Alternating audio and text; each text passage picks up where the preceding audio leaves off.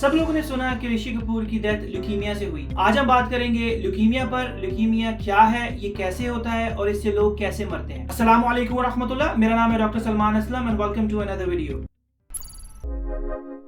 اچھا، لیوکیمیا جسے blood cancer بھی کہا جاتا ہے، اسے جاننے سے پہلے آئیے جانتے ہیں کہ بلڈ کہاں اور کیسے پروڈیوس ہوتا ہے۔ اچھا، بلڈ بون میرو میں پروڈیوس ہوتا ہے۔ بون میرو ایک اسپنجی ٹیشو ہے جو مختلف ہڈیوں کے سینٹر میں پایا جاتا ہے۔ سب لوگ جانتے ہیں کہ بلڈ مختلف سیل سے مل کر بنتا ہے، جس میں آپ کے ریڈ سیلز ہیں، وائٹ سیلز ہیں، پلیٹلیٹس ہیں اور پلازما ہے۔ بلڈ کی پروڈکشن میں اپنے پیشنٹس کو آسان لفظوں میں اس طرح سمجھاتا ہوں کہ امیجن کریں کہ جو بلڈ کی پروڈکشن ہے وہ ایک فیملی ٹری کی طرح ہے، جس میں دو میجر اور مین فیملیز ہیں۔ اس کی ٹاپ پر سٹیم سیلز ہیں۔ سٹیم سیلز وہ سیلز ہیں جو کسی بھی سیل میں کنورٹ ہو سکتے ہیں۔ یہ پٹھوں کے خلیوں سے لے کر دماغ کے خلیوں تک کی شکل لے سکتے ہیں، اور جیسے کہ میں نے کہا کہ یہ سٹیم سیل آگے دو فیملیز میں کنورٹ ہوتا ہے، مائلوئڈ اور لیمفوئڈ۔ مائلوئڈ سٹیم سیلز اپنے آپ کو ڈفرنٹ سٹیجز سے گزار کر میچور سیلز میں کنورٹ کر لیتے ہیں اور موسٹلی فلی میچور ہو کر بون میرو سے باہر جاتے ہیں سرکولیشن میں، جن میں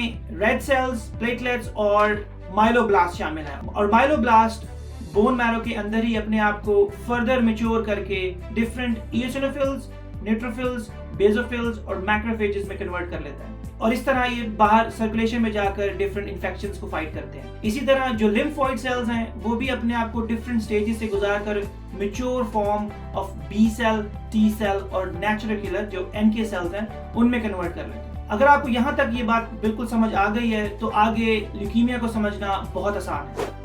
اچھا، لیوکیمیا کسی بھی سیل کا ہو سکتا ہے، مثلا ریڈ سیلز، وائٹ سیلز یا پلیٹلیٹس، لیکن زیادہ کامن فارم لیوکیمیا کی وائٹ سیلز کی ہے۔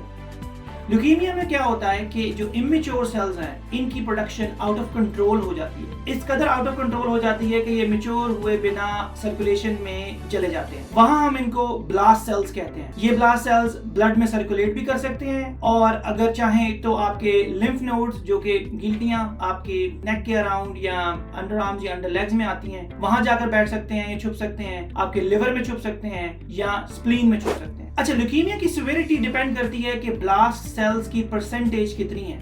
اگر آپ کا بلاسٹ سیلز 10% to 30% ہیں تو یہ لو گریڈ لیوکیمیا ہے، اگر یہ 30% سے 70% ہے تو یہ ایگریسو ہے، اور اگر یہ مور دین 80% ہے تو یہ ہائیلی ایگریسو لیوکیمیا ہے۔ سب لوگ جانتے ہیں کہ وائٹ سیلز ہمیں انفیکشن سے بچاتے ہیں، لیکن اگر یہ وائٹ سیلز ڈیفیکٹڈ ہیں یا امیچور ہیں تو ایسے شخص کو ہم امیونو کمپرومائز کہتے ہیں، کہ ان کا امیون سسٹم اتنا اسٹرانگ نہیں، اسی لیے ان لوگوں کو عام گلا خراب، نمونیا کے لیے ہاسپٹل میں ایڈمٹ ہونا پڑتا ہے اور آئی وی اینٹی بایوٹکس کی ضرورت پڑتی ہے۔ اب ہم بات کرتے ہیں لیوکیمیا کے سمپٹمز کی، کہ اس کی علامات کیا ہیں۔ ان کو ہم دو کیٹیگریز میں ڈیوائڈ کرتے ہیں، ایک اسپیسیفک اور دوسرا نان اسپیسیفک۔ اسپیسیفک وہ ہیں جو اسپیسیفکلی لیوکیمیا میں ہی پائے جاتے ہیں۔ اچھا، نان اسپیسیفک وہ سمپٹمز ہیں جو دوسری بیماریوں میں بھی پائے جا سکتے ہیں۔ اس میں فیور، سویٹس اور ویٹ لاس۔ اب وزن کم ہونے کا مطلب، اگر آپ کا ویٹ ایک مہینے میں 10 سے 15 کلو ڈراپ ہوتا ہے بنا کسی وجہ کے تو یہ ایک ریڈ فلیگ ہے۔ اسی طرح جو پسینے کی بات ہے وہ یہ ہے کہ اگر آپ کے روم کا ٹیمپریچر ٹھیک ہے اور اس کے باوجود آپ کو اپنے کپڑے، اپنی بیڈ شیٹ، اپنا پلو کور چینج کرنا پڑ رہا ہے پسینے کی وجہ سے، تو یہ بھی ایک ریڈ فلیگ ہے۔ اچھا، نان اسپیسیفک سمپٹمز میں مزید آپ کے لمف نوڈ سویلنگ، آپ کی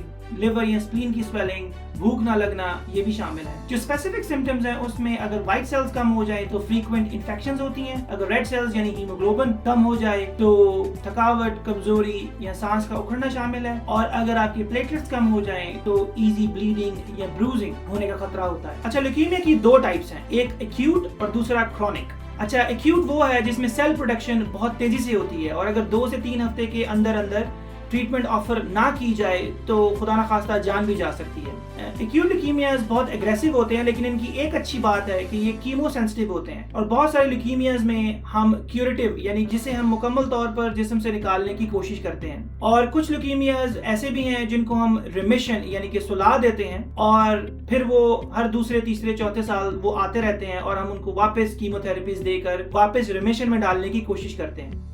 دوسری طرف کرونک لیوکیمیاز ہوتا یہی ہے کہ امیچور سیلز جو ہیں وہ پروڈیوس ہوتے ہیں، لیکن ان کا ریٹ آف پروڈکشن بہت سلو ہوتا ہے، اور ایسے پیشنٹ سالوں سال زندہ رہتے ہیں۔ اور میں بھی سالوں سال انڈائگنوز رہتے ہیں. لیکن اس کا سب سے بڑا رسک فیکٹر یہ ہے کہ یہ لیوکیمیا کسی بھی وقت ایکیوٹ لیوکیمیا میں کنورٹ ہو سکتا ہے, اسی لیے doctors annual check ups recommend کرتے ہیں. اچھا کوئکلی میں آپ کو ریکیپ دے دوں کہ لیوکیمیا کی 2 میجر ٹائپس ہیں, مائلوئڈ اور لیمفوئڈ, اور آگے ان کی پریزنٹیشن پر ایکیوٹ اور کرونک.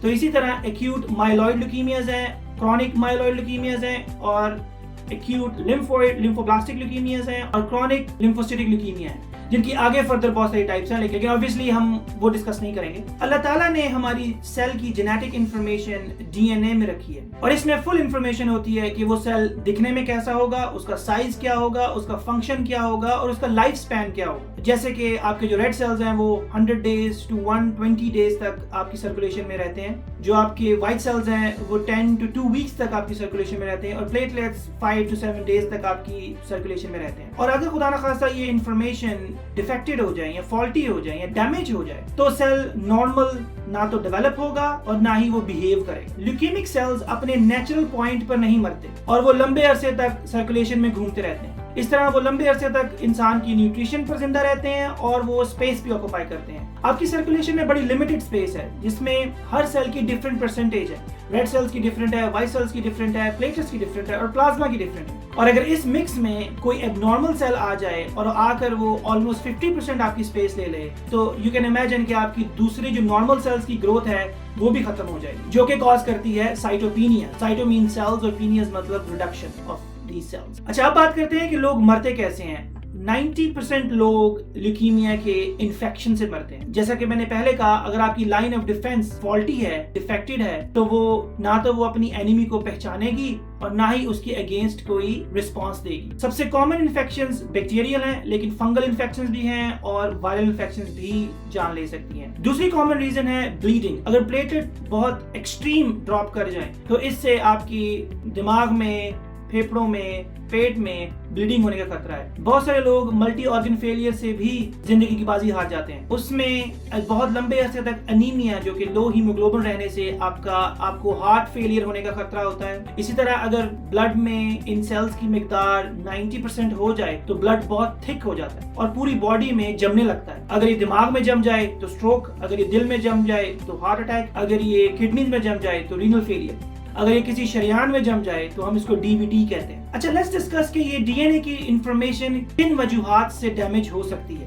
اس میں نمبر 1 ریزن ہے ریڈیشن, اور وہ ریڈیشن کسی بھی طرح کی, کسی بھی فارم میں اور شکل میں ہو سکتی ہیں. بٹ موسٹ کامن ہے ریڈیو تھراپی, جو خدا نخواستہ کسی پریویس کینسر کی وجہ سے آپ کو ریڈیو تھراپی ملی اور وہ آپ کا ان فیوچر کینسر ہونے کے چانسز بڑھا دیتی ہے. جو سمپل ریڈیشنز ایکس ریز اور CT اسکین میں یوز کی جاتی ہیں وہ بھی کینسر کا باعث بنتی ہیں. دوسری مین ریزن ہے chemo therapy. Chemo therapy basically again اگر کوئی پریویس ہسٹری آف کینسر ہے تو آپ کو کیمو تھراپی ملی اس کینسر کے لیے, اور وہ آپ کو پری ڈسپوز کرتا ہے مزید لیوکیمیاز کی طرف. یا پھر ایک بہت کامن کیمیکل ہے بینزین, جو پینٹ, وارنش, گلو, ہیئر ڈرائز ان سب میں پایا جاتا ہے, اور اس کا بھی بڑا اسٹرانگ کنیکشن ہے لیوکیمیاز کے ساتھ. تیسری بات ہے جینیٹک ڈس آرڈرز. آپ کی جو جینیٹک انفارمیشن ہے وہ کروموسومز میں ہے اور فردر DNA میں ہے, اور اگر آپ کا پورا ایک کروموسوم ہی مسنگ ہے تو obviously ان میں بھی کینسر ہونے کے چانسز زیادہ ہیں. اور لاسٹلی اسموکنگ. اسموکنگ کے اوپر بہت ساری اسٹڈیز ہو چکی ہیں, there is a meta analysis available, آپ جا کر سرچ کر سکتے ہیں کہ اسموکنگ کا بہت اسٹرانگ کنیکشن ہے لیوکیمیاز کے ساتھ. اچھا اب کوئکلی بات کرتے ہیں diagnosis per. obviously signs and symptoms, آپ کے بلڈ جس میں سائٹوپینیاز ہوگا, اور آپ کی جو بلڈ فلم ہے, بلڈ فلم از مین چیز ہے, جو آپ کے سیلز ہیں وہ دکھنے میں نارمل ہیں کہ نہیں, اور اگر وہ نارمل نہیں ہیں تو پھر بون میرو بایوپسی کی جاتی ہے, جو کہ بون میرو کے اندر سے سیل نکالے جاتے ہیں اور پھر ان کو ڈیفرینشیٹ کیا جاتا ہے مائلوئڈ لیوکیمیاز میں یا لیمفوئڈ لیوکیمیاز میں. آخر میں بات کرتے ہیں ٹریٹمنٹ کی. اب لیوکیمیا کوئی ڈیتھ سینٹینس نہیں ہے. آج کل کے دور میں اس کو بہت اچھی طرح مینج کیا جاتا ہے, کیمو تھراپیز کے ساتھ, ریڈیو تھراپیز کے ساتھ, اسٹیم سیل ٹرانسپلانٹ کے ساتھ یا بون میرو ٹرانسپلانٹ کے ساتھ. اور لوگوں کی جو لائف ہے وہ 10 سے 15 سال تک ایکسٹینڈ کی جا سکتی ہے. اگر آپ جانتے ہیں کسی کو جس کو لیوکیمیا کی انفارمیشن کی ضرورت ہے, لیوکیمیا پر انفارمیشن کی ضرورت ہے, تو do share this video with them. Please keep supporting. Like this video and consider subscribing.